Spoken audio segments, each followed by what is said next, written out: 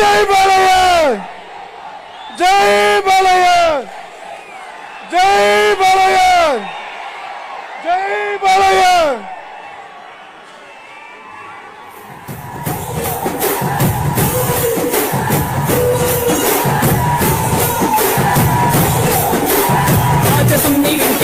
పౌరుషంని దొరికితేరు నిన్ను తలుచుకున్న వారు లేచించని మొక్కుతారు అచ్చ తెలుగు పౌరుషాల రూపం నువ్వయ్యా అలనాటి మేటి రాయలోని తేజం నువ్వయ్యా మా తెల్లవారే పొత్తు నువ్వై పుట్టినావయ్యా మా మంచి చెడ్డల్లోన జత కట్టినావయ్యా జన్మ బంధు అంటూ నీకు జై కొట్టినావయ్యా జై బాలయ్య జై బాలయ్య జై జై బాలయ్య జై బాలయ్య జై బాలయ్య జై బాలయ్య మా అండదండ నువ్వుంటే అంతే చాలయ్యా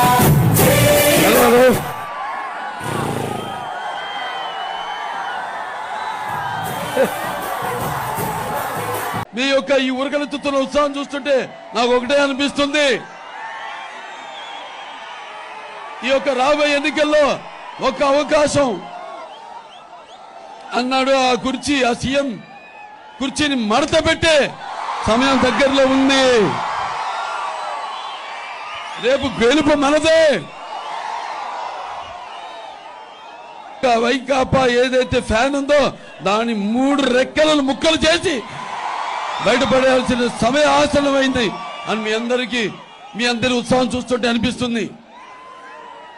మరి చంద్రబాబు నాయుడు గారు విద్యకు ముఖ్యంగా ప్రాధాన్యత ఇచ్చారు. ఎందుకంటే ఇక్కడ ఉన్న ఎవరైతే బొత్స సత్యనారాయణ గారు ఉన్నారో విద్యాశాఖ మంత్రి కాబట్టి ఇవాళ బొత్స గారు అడిగారు మన పేపర్ వాళ్ళు, మన రాజధాని ఏదండి అని. అబ్బా టైం ఉంది కదా అంటాడు. ఇవాళ చూస్తే మన రాష్ట్రం మొత్తం సుమారుగా 67,984 స్కూళ్లుంటే మరి అందులో ఇవాళ ఒక్క టీచరే 12,380 స్కూళ్లు ఉన్నాయి మనకి. ఒకే టీచర్ మన పిల్లలకి అన్ని సబ్జెక్ట్స్ చెప్పగలుగుతాడు. మరి టీచర్ లేని స్కూళ్ళన్నిటికేమో రంగులేస్తాడు. రంగులేసి ఏదో పెద్ద ఆర్భాటం చేస్తాడు, అంతర్జాతీయ విద్యను మీకు అందిస్తానంటూ.